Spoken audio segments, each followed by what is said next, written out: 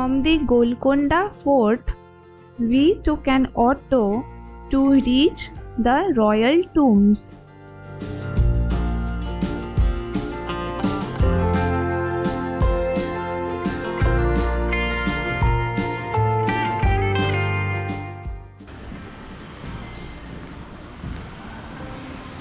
The history of Qutub Shahi dynasty is given here in short.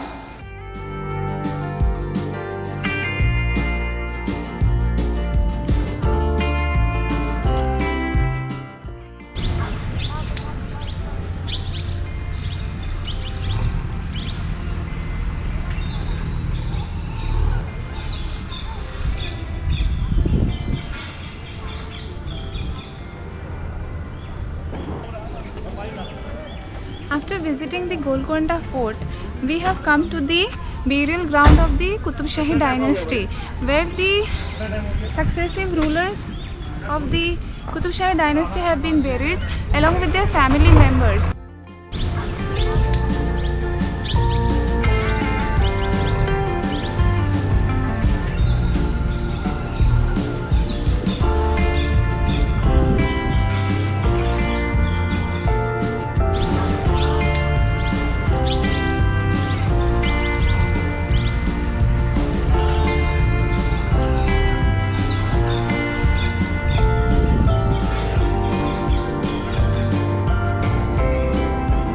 We saw the work of blue and green tiles in the tomb that you're seeing behind me, but the camera cannot capture the work.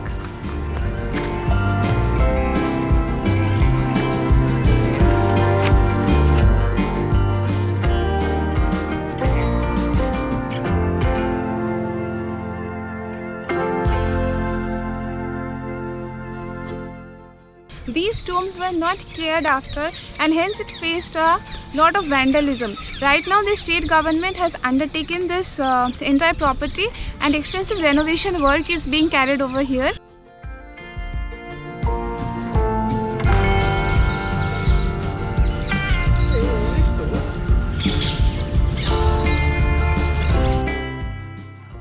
Most of the tombs that we saw over here has the characteristic dome, but this one is a bit different. It is like the Charminar of Hyderabad, and another one is there.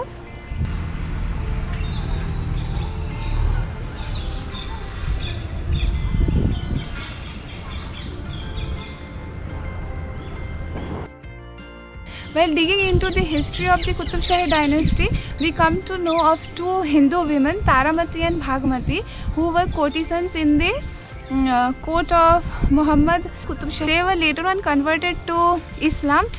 Over here we can see the graves of Taramati and Bhagmati as well.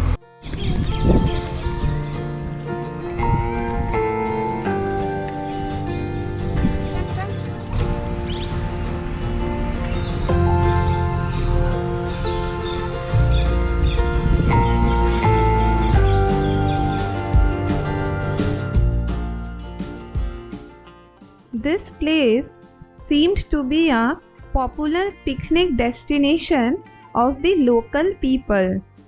We saw families flocking in the park with their kids running in glee.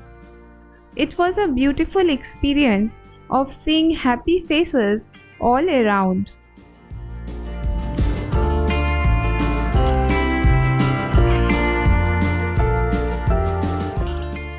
Located in the Ibrahim Bagh, the compound is so huge that we kept coming across graves of the Qutub Shahi dynasty.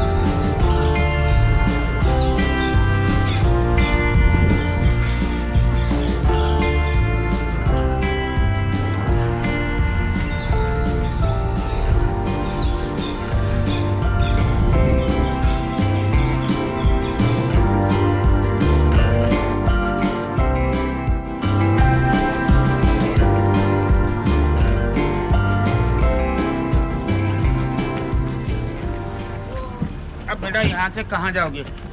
वो fort के सामने bus stand है ना उधर, कहीं को कहाँ जाना, कहाँ है आपको? Secunderabad.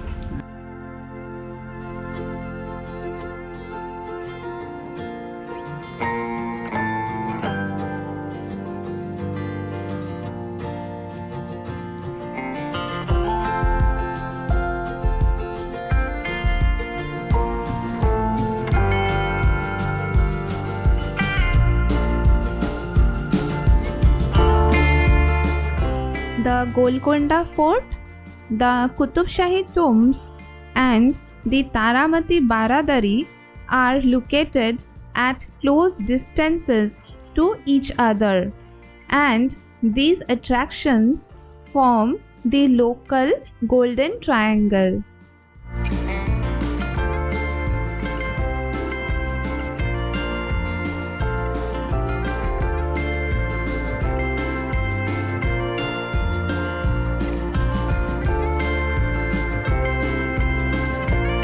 In local language, the word Golconda means the shepherd's hill, and we also caught sight of a sheep near the fort.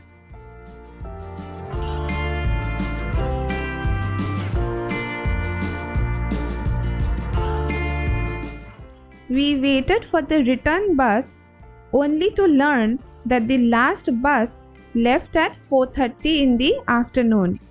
So we hired an auto to reach Meheripatnam, and from there we took a bus to Sikandrabad.